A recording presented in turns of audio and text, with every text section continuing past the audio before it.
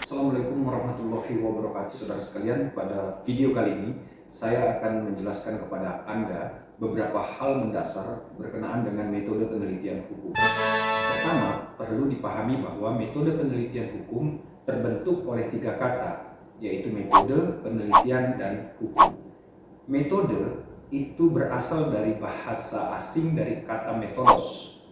Methodos kemudian diadop dalam bahasa Inggris menjadi methods. Lalu methods disebut dalam bahasa Indonesia dengan istilah metode.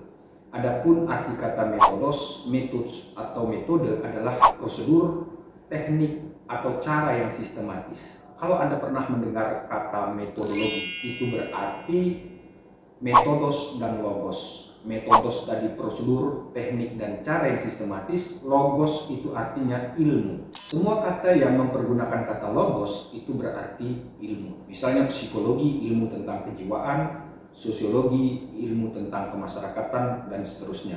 Demikian dengan metodologi, itu berarti ilmu tentang cara. Sampai di sini kita bisa simpulkan bahwa metodologi penelitian berarti ilmu tentang cara meneliti. Itu poin pertama tentang metode. Poin keduanya adalah penelitian.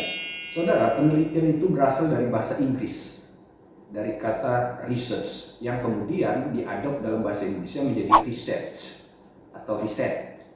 Research terbentuk dari dua kata, yaitu re and search. Re artinya kembali, search artinya mencari. Jadi research adalah mencari kembali.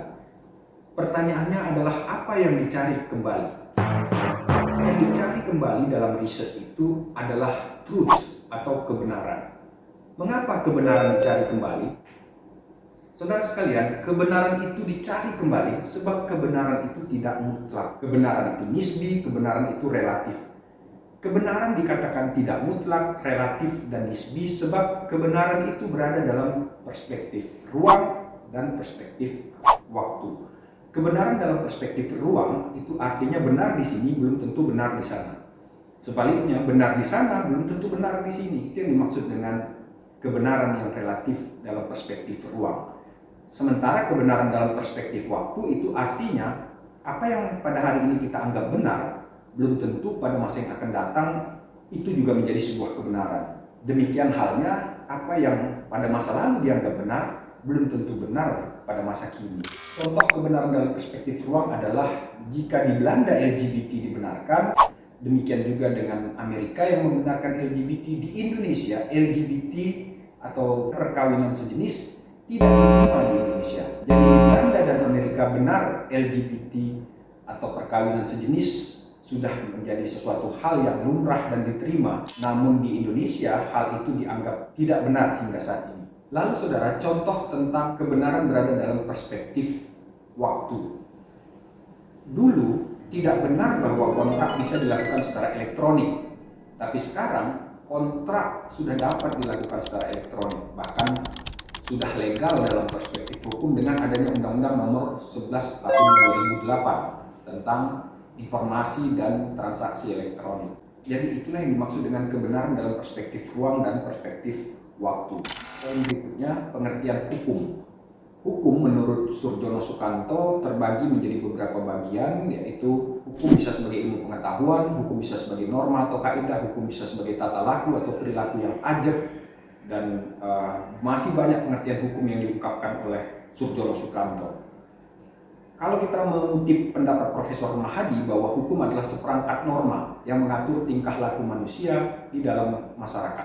Sampai poin ini bisa kita simpulkan bahwa setelah menelaah kata demi kata metode penelitian hukum, kita bisa buat suatu konklusi atau kesimpulan bahwa metode penelitian hukum adalah teknik, prosedur, atau cara yang sistematis yang dilakukan untuk mengungkap kebenaran baru yang lebih sahih, lebih valid, lebih update berkenaan dengan peristiwa-peristiwa, gejala-gejala hukum atau regulasi-regulasi hukum. Itulah yang dimaksud dengan metode penelitian hukum. Jadi singkatnya, metode penelitian hukum itu artinya kegiatan yang dilakukan oleh seorang peneliti untuk mengumpulkan data-data tentang hukum, bahan-bahan hukum, kemudian melakukan analisa dan menarik kesimpulan atas kegiatan tersebut dengan prosedural yang sistematis. Kita beranjak ke poin kedua. Mengapa orang melakukan penelitian hukum? Why do people do research? Tadi sebenarnya sudah terjawab pada penjelasan saya sebelumnya bahwa karena kebenaran tidak mutlak, maka penelitian itu harus terus dilakukan untuk mengupdate kebenaran.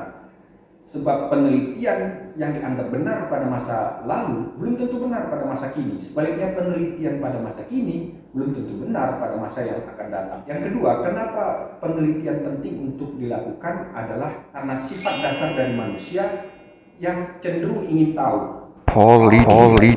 Bahwa man is a curious animal, atau manusia adalah makhluk yang serba ingin tahu. Bahasa anak muda sekarang, manusia itu kepo. Keingintahuan manusia atau kekepoan itu mendorong manusia untuk terus mengupdate kebenaran yang ia miliki. Ini juga menjadi dasar bagaimana orang terus melakukan penelitian, karena orang ingin tahu kebenaran-kebenaran, perkembangan-perkembangan akan kebenaran yang terkini sifatnya. Nah, secara praktis bagi Anda para mahasiswa Fakultas Hukum, tentu saja penelitian hukum penting untuk Anda lakukan, baik di level S1 dalam bentuk menulis skripsi, S2 dengan menulis atau menyelesaikan tesis, dan S3 dengan disertasinya. Semuanya itu bertujuan untuk memenuhi syarat sebagai tugas akhir sebelum Anda menyelesaikan jenjang pendidikan S1, S2, dan S3. Lalu saudara, sebenarnya metode penelitian hukum itu bukan cuma penting dilakukan oleh para mahasiswa, tetapi semua profesi yang berkenaan dengan hukum perlu melakukan penelitian supaya pemahaman, pengetahuan, dan wawasan yang dimiliki oleh para profesional di bidang hukum itu bisa terus terupdate. Pengetahuan-pengetahuan hukumnya bisa disesuaikan dengan perkembangan hukum terkini. Alasan mengapa orang perlu melakukan penelitian hukum.